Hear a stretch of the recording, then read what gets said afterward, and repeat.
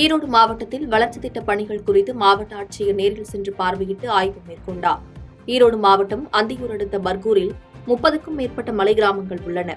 பழங்குடியினர் வசித்து வரும் இப்பகுதியில் கல்வி அறிவை மேம்படுத்தும் வகையில் அரசின் சார்பில் உண்டு உறைவிட மேல்நிலைப் பள்ளி கட்டப்பட்டு வருகிறது. கட்டு முடிக்கப்பட்ட இந்த பள்ளியை பயன்பாட்டுக்கு கொண்டுவர பொதுமக்கள் சார்பாக கோரிக்கை வைக்கப்பட்டதை அடுத்து மாவட்ட ஆட்சியர் ராஜகோபால் சுங்கரா பர்கூர் மலை கிராமத்திற்கு நேரில் சென்று பள்ளி வகுப்பறை, கணினி ஆய்வகம் ஆகியவற்றை பார்வையிட்டு ஆய்வு செய்தார். மேலும் பர்கூர் மலைப்பகுதியில் சமுதாய கூடம், பொது சுகாதார துணை நிலையம், மழைநீர் அளவீட்டு கருவி கட்டும் பணி உள்ளிட்ட பல்வேறு கட்டுமான பணிகளை ஆய்வு செய்ததோடு அதிகாரிகளிடம் விளக்கங்களை கேட்டறிந்தார். இதில் வட்டார வளர்ச்சி அலுவலர்களும் துறை சார்ந்த பல அலுவலர்களும் கலந்து கொண்டனர்.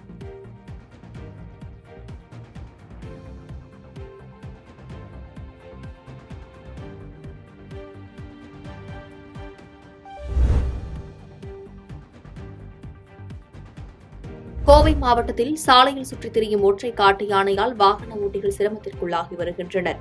கோவை மாவட்டம் வால்பாறையை அடுத்த கவரக்கல், ஊமையாண்டி, முடக்கு பகுதியில் ஒற்றை காட்டு யானை வாகன ஓட்டிகளை பெரிதும் அவதிப்படுத்தி வருகிறது. தற்போது வால்பாறை பகுதியில் ஒற்றை காட்டு யானைகளின் அட்டகாசம் அதிகரித்து வரும் நிலையில் கடந்த வாரம் 2 நபரை ஒற்றை காட்டு யானை மிதித்ததில் உயிரிழந்துள்ளனர்.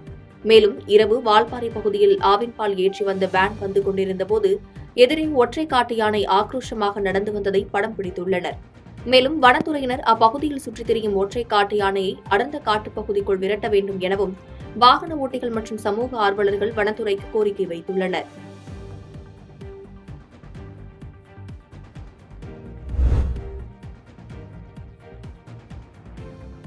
கள்ளக்குறிச்சி மாவட்டம் கல்வராயன் மலையில் வெளுத்து வாங்கிய கனமழையால் நீர்வீழ்ச்சியில் வெள்ளப்பெருக்கு ஏற்பட்டுள்ளதால் சுற்றுலா பயணிகள் குளிக்க தடை விதிக்கப்பட்டுள்ளது. தமிழகம் முழுவதும் பெய்து வரும் கோடை மழை காரணமாக கல்வராயன் மலையில் உள்ள கரியாலூர், வெள்ளிமலை, மாவடிப்பட்டு உள்ளிட்ட பகுதிகளில் குளிர்ச்சியான சூழல் நிலவி வருகிறது. மேலும் மழையால் சாலையில் தண்ணீர் பெருக்கெடுத்து ஓடியது. இந்நிலையில் குண்டியாநத்தம் பகுதியில் உள்ள பெரியார் நீர்வீழ்ச்சியில் வெள்ளப்பெருக்கு ஏற்பட்டதால் சுற்றுலா பயணிகள் குளிக்க வனத்துறை அதிகாரிகள் தடை விதித்துள்ளனர்.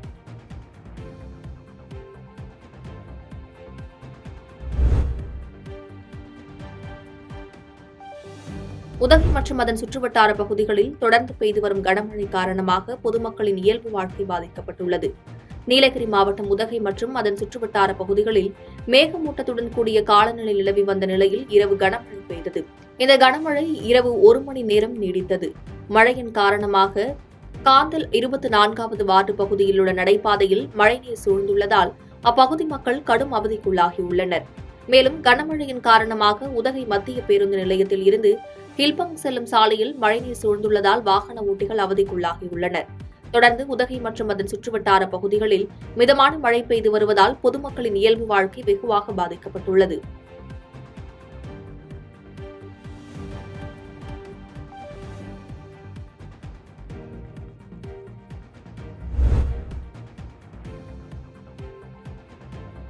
மதுரையில் கோடை வெயில் வாட்டி வதைத்த சூழலில் தற்போது பெய்து வரும் மழையால் மக்கள் மகிழ்ச்சியடைந்துள்ளனர். ஒவ்வொரு நாளும் கோடை வெயிலின் தாக்கம் மக்களை வெளியில் போக விடாமல் அச்சம் ஏற்படுத்தும் விதமாக வாட்டி வந்தது. இந்நிலையில் தற்போது மதுரை நகர் மற்றும் அதன் புறநகர் பகுதியில் பல்வேறு இடங்களில் மழை பெய்தது. விட்டுவிட்டு பெய்த கோடை மழையால் குளிர்ச்சியான சூழல் நிலவி வருவதால் பொதுமக்கள் மகிழ்ச்சியடைந்துள்ளனர்.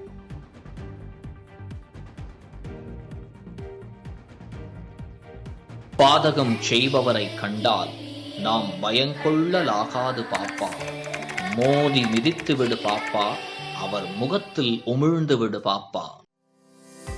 அண்மை செய்திகளை உடனுக்குடன் தெரிந்து கொள்ள இணைந்திருங்கள் இயம்நாடு தொலைக்காட்சியுடன்.